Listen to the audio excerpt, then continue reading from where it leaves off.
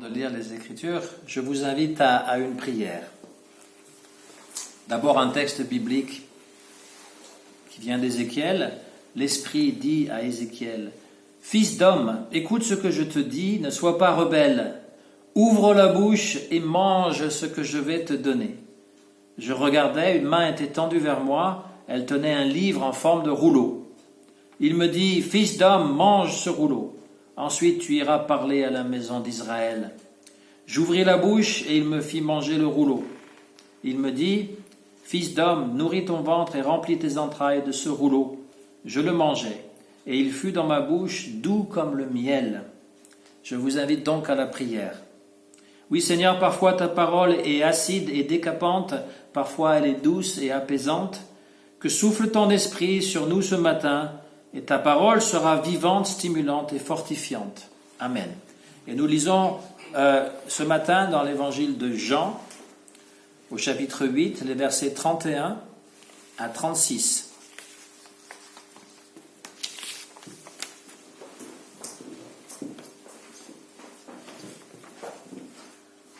Aux Juifs qui s'étaient fiés à lui, Jésus disait alors: « Si vous demeurez dans la parole qui est mienne, vous êtes véritablement mes disciples, et vous comprendrez la vérité, et la vérité vous rendra libre. » Ils lui répondirent: « Nous sommes sémence d'Abraham, et jamais nous n'avons été esclaves de personne.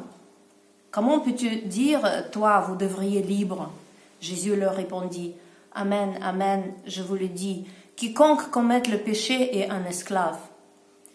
Or l'esclave ne demeure pas dans la maison pour toujours, le Fils demeure pour toujours. Si donc le Fils vient à vous rendre libre, vous serez réellement libre. » Amen.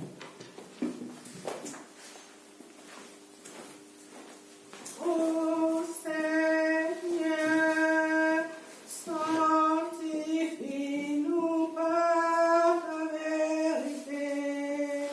Ta parole est vérité. Ô Seigneur, sanctifie-nous par ta vérité. Ta parole est vérité. Bonjour à tout le monde. Dans cette période de confinement indéterminé, nous faisons donc cette culte enregistré avec donc la prédication qui vient maintenant. Alors nous venons d'entendre ce texte: vous connaîtrez la vérité et la vérité vous rendra libre. Et donc il y a des mots essentiels: vérité et liberté. La liberté, les Juifs, c'est-à-dire les gens de l'époque, on n'a rien contre les Juifs évidemment, mais contre les Judéens on va dire, eh bien prennent pour eux, ils le prennent au mot, c'est-à-dire que c'est un sens littéral. Nous avons été peut-être en servitude en Égypte, c'est leur religion, mais nous avons été libérés par Moïse et donc nous ne sommes l'esclave de personne. Voilà leur pensée. Dans toutes les vicissitudes, dans tous les malheurs que nous avons traversés, Dieu nous a toujours protégés et libérés. Et puis ils se réclament d'Abraham, et c'est une controverse chez les chrétiens qui est souvent présente. Qui sont les vrais fils d'Abraham? On a vu que le Baptiste avait déjà évoqué qui est finalement les vrais fils d'Abraham. Est-ce que c'est par la chair ou est-ce que c'est par l'esprit, cette idée des deux, la chair ou l'esprit? Et Jésus, en fait, il fait partie de ce quiproquo qu'on a dans l'évangile de Jean. Il y a toujours deux niveaux d'interprétation. Jésus fait référence à une libération intérieure. Il fait référence au Fils de la foi par l'esprit et non pas simplement par transmission des gènes, par la chair. Et donc, les deux niveaux d'interprétation, on a un exemple typique, par exemple, lorsque Nicodème arrive de nuit pour demander comment est-ce que je peux hériter la vie éternelle, et que Jésus lui dit qu'il faut qu'il naisse de nouveau. Et lui, il pense qu'il doit naître tout de suite de nouveau, ou se réincarner, qu'importe la compréhension qu'il a, mais Jésus lui dit que la naissance est dans cette vie même, effectivement, mais par l'esprit. C'est-à-dire qu'il y a des choses qui naissent, au niveau terrestre, mais au niveau spirituel. Et donc, ces deux niveaux sont toujours présents. Il y a un évangile spirituel, c'est pas pour rien que l'évangile de Jean a de tout temps attiré les mystiques, les médiums, ceux qui sont attirés par l'ésotérisme. Et cette idée de liberté et de vérité, les deux associés, qu'on est libre par la vérité, eh bien, ça s'apparente aux doctrines stoïciennes et aux doctrines gnostiques. C'est-à-dire qu'il y a des pensées qui étaient très présentes à l'époque, que l'homme qui maîtrisait ses passions, c'est-à-dire la colère, la luxure, la convoitise, toutes ces choses-là, devenait comme un sage sans aucune trouble. L'absence de trouble, ça s'appelle l'ataraxie dans le terme grec, c'est-à-dire qu'il est égal dans la joie ou dans la peine, quoi qu'il arrive, c'est un vrai sage, voilà. Et parce qu'il connaît aussi l'ordre qui est inhérent au cosmos. Pour eux, il y a un logos, le mot logos qui est dans l'évangile de Jean. Au début, il y avait le logos, et le logos était Dieu. Il était avec Dieu, il était Dieu. Et bien, ce mot logos, il est chargé philosophiquement, on va dire, par toute une pensée, donc la pensée des stoïciens, qui disait que on ne comprend pas l'univers ou le monde dans lequel nous vivons. Nous voyons les malheurs parce que nous ne comprenons pas la raison universelle. Il y a une raison universelle qui fait que tout est bien ordonné. Et donc le bonheur consiste à se libérer des attraits désordonnés pour participer à ce logos répandu dans le monde. Alors évidemment, il ne s'agit pas de ça ici dans l'évangile de Jean. Il ne s'agit pas du logos impersonnel qui serait à travers la nature. C'est pas un panthéisme, comme on dit, Dieu qui est perdu dans la nature.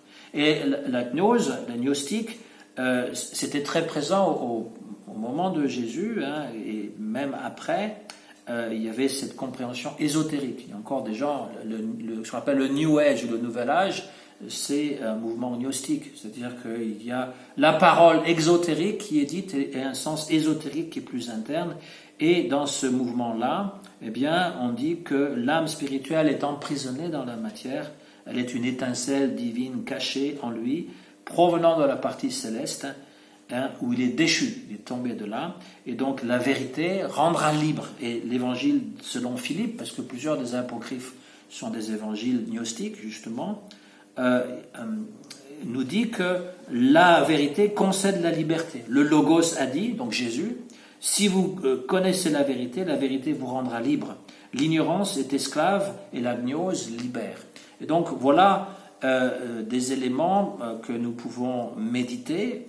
Évidemment, il y a quelque chose de plus personnalisé dans ce que Jésus dit. Vous connaîtrez la vérité et la vérité vous rendra libre. Ça passe toujours par lui. Vous connaîtrez la vérité, c'est moi. Vous me connaîtrez moi, comme l'envoyé du Père. Et ça vous rendra libre. Et c'est une liberté intérieure. C'est-à-dire que très souvent, nous avons un slogan ou des pensées de liberté dans le monde, même sur le drapeau tricolore, liberté, égalité, fraternité. On a parfois de la peine à voir finalement en quoi ça consiste. Mais pour la majorité des gens, la liberté, ça consiste à faire exactement ce que tout le monde fait. C'est-à-dire que je veux être libre, donc je veux avoir les mêmes droits et les mêmes possessions que mon voisin. Lui, il a une voiture, je veux aussi une voiture. Il a un téléphone plat Samsung, je veux aussi un téléphone plat Samsung. Il mange telle nourriture, je veux manger aussi telle nourriture. Il peut aller au marché, avec une feuille de confinement, etc. Je veux faire la même chose. Il écoute de la musique, je veux écouter de la musique. Il s'habille, il a des baskets comme ça, donc je veux les mêmes baskets. Et il pense comme ça, je pense comme lui. Ça, c'est la liberté dans le monde dans lequel nous vivons, c'est-à-dire un conformisme complet. Ce n'est pas un combat, comme Jésus le dit, la vérité vous rendra libre, c'est un combat, mais plutôt un conformisme complet. Ça peut changer avec l'âge et avec le milieu social, évidemment, parce qu'il y a des gens qui vont écouter une autre forme de musique, qui vont avoir d'autres lectures, mais le conformisme demeure, c'est-à-dire qu'on va quand même exactement la même chose que son voisin. Par exemple, moi, j'ai pas besoin d'écouter les nouvelles. J'écoute juste les gens. Ils me répètent exactement ce qu'il y a sur les télévisions. Sans analyse, sans jugement, sans recul. Ils répètent exactement ce qui se dit. J'ai pas besoin d'écouter le président de la République parler. Je sais exactement ce qu'il va dire. Et j'ai juste à écouter quelqu'un qui me dit. D'ailleurs, très souvent, ils disent qu'ils n'ont rien compris. On a tout de suite compris de quoi il parlait. Enfin, c'est une parenthèse, je la ferme, parce que sinon, ça va déraper très vite. Donc, dans la société humaine, rien n'est parfait.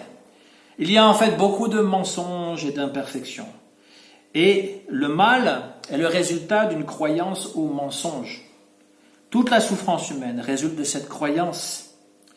Le rêve, parce que nous vivons dans un rêve, peut parfois être collectif. Shakespeare, qui était un auteur génial, parfois comparait le monde à un gigantesque théâtre. Il disait que tous les hommes et les femmes sont comme des acteurs. Ils apprennent des rôles, ils jouent des rôles différents, mais ces rôles sont des rôles qu'on leur a imposés. Et puis, ils ont leur entrée et leur sortie, comme les acteurs. Voilà, c'est-à-dire, c'est assez génial. On rentre en naissant, on meurt en sortant. Et le monde est un gigantesque théâtre. Mais tout est faux, en fait, dans le théâtre. C'est pas la vraie vie, même si on peut reproduire des éléments de la vraie vie. C'est pas la vraie vie. Un peu comme Platon et la caverne que j'avais parlé la dernière fois, des images qui sont projetées, c'est pas la vraie vie. Et donc, croire à la vérité produira le bien. La vérité rend libre. La réalité, ou la vérité plutôt, nous conduira à Dieu, à l'amour et au bonheur. Elle nous affranchira de tous les mensonges auxquels nous croyons. Mais pour la connaître, il faut vivre cette vérité. Il ne suffit pas juste d'en parler. Dieu est vivant comme amour en nous. Mais c'est à nous de voir cette vérité. Sinon, il n'y a rien. Nous sommes sur terre pour être heureux. Si je voulais résumer tout l'évangile de Jésus, c'est ce qu'il dit. Nous sommes sur terre pour être heureux. Nous avons été créés pour percevoir la beauté de la création et pour vivre notre vie dans l'amour. Si nous ne parvenons pas à trouver l'amour en nous-mêmes, même si le monde entier nous aimait, cela ne ferait aucune différence. Donc il faut devenir parfaitement conscient, parfaitement éveillé. Cette fameuse vérité qui nous rendra libres, que les gnostiques font allusion, et aussi les stoïciens, c'est une vérité spirituelle en lien avec Jésus. Et on y arrive, on va y arriver. Cette vérité qui est la parole de Jésus. La plupart des gens vivent en état de rêve. C'est un mélange de perception, d'émotion et d'imagination ou de croyance, mais ce n'est pas la réalité, c'est ce que nous projetons. L'amour qui est inventé, tant discuté, n'est pas l'amour possessif, jouissif, mais c'est ce que nous ressentons naturellement pour chaque être humain, pour Dieu, pour toute la création. À l'intérieur, il faut le découvrir. Il faut cesser de croire à tous les mensonges qu'on nous dit, entre autres que nous ne valons rien. On nous apprend parfois ça très tôt, que nous ne sommes pas à la hauteur de la situation, que nous sommes trop vieux, par exemple, pour continuer à travailler dans tel domaine, que ce sont des mensonges. Nous le savons intuitivement, nous savons que c'est des mensonges. Mais nous nous laissons conditionner par ça parce que nous n'avons pas découvert cette source à l'intérieur de nous. Il est dit que le corps est un temple où réside Dieu. La preuve que Dieu vit en nous, c'est que nous sommes vivants. Dieu est la vie. Quand nous prions, il s'agit de communier avec cet amour de Dieu afin de le faire jaillir de nous. Il faut faire ouvrir notre cœur et aimer sans condition, sans attendre d'amour en retour. Il faut s'éveiller du rêve, de la peur, du conditionnement. Toute la création est un chef-d'œuvre et la seule perception de la beauté de l'œuvre de Dieu peut remplir nos cœurs de joie et de contentement. Jésus disait, si vous demeurez dans ma parole, vous êtes vraiment mes disciples. Il s'agit ici de développer une foi authentique. Ce n'est pas une simple croyance ou une adhésion intellectuelle à un système de pensée. Il s'agit de demeurer dans sa parole, de l'assimiler comme le texte que nous avons lu d'Ézéchiel. Il mange le rouleau. Évidemment, c'est figuratif. Il ne mange pas littéralement le rouleau. Ça va rester coincé dans sa gorge, comme l'histoire du cygne. si vous avez suivi les autres prédications, je fais plein de parenthèses, hein.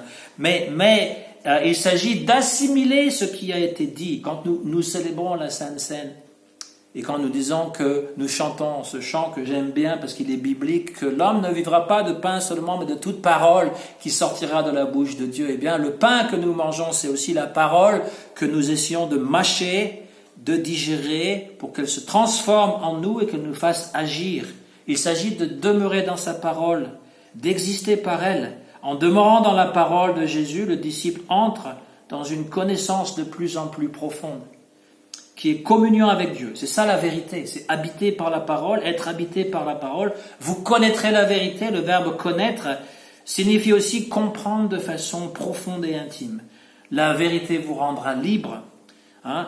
La liberté est une conquête. Il ne s'agit pas de dire je suis libre pour l'être. Il faut apprendre à l'acquérir. Il faut, c'est comme apprendre un instrument de musique.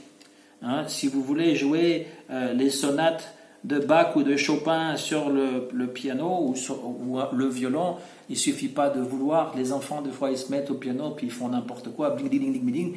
Mais ça, c'est pas de la musique construite. Si vous voulez vraiment jouer de la belle musique, il faut pratiquer pendant de longs moments et ardus pour pouvoir maîtriser l'instrument. Il y en a qui font de la musique ici, ils savent de quoi je parle. Et donc, la foi, c'est pareil. La foi, il faut l'entretenir. Ce n'est pas une croyance, mais une pratique. C'est prier Dieu régulièrement, c'est lire la Bible, c'est fréquenter d'autres chrétiens qui peuvent aussi nous répondre à nos interrogations, hein, ou nous étonner, ou nous remettre en cause. Et c'est comme ça que la foi devient vivante et qu'elle devient plus solide. Si au départ, ce n'est qu'une simple croyance, au final, ça devient presque comme une vision de Dieu. C'est Dieu qui se révèle à nous. Donc voilà ce que Jésus dit. Vous connaîtrez la vérité, cette vérité que je dis, hein, qui est à travers mes paroles et mes actes, et cette vérité vous rendra libre. Merci beaucoup de votre attention et passez une très belle journée aujourd'hui dans le confinement. Nous allons conclure ce passage avec le chant 604, les deux premières strophes. Quel ami fidèle!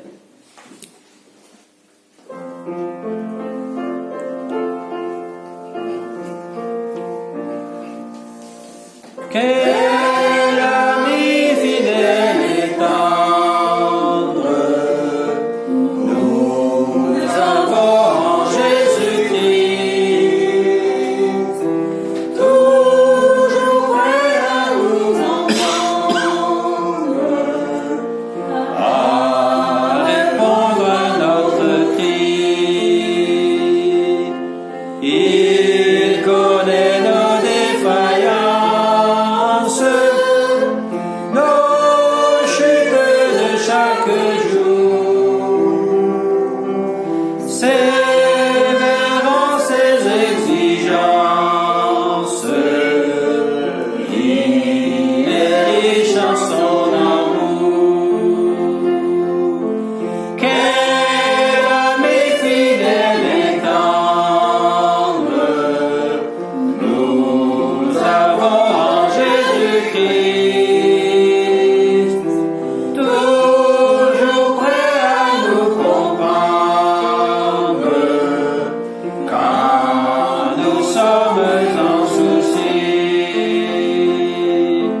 Disons-lui toutes nos craintes, ouvrons-lui tout notre cœur. Sévérons le sainte, nous rendrons le bonheur.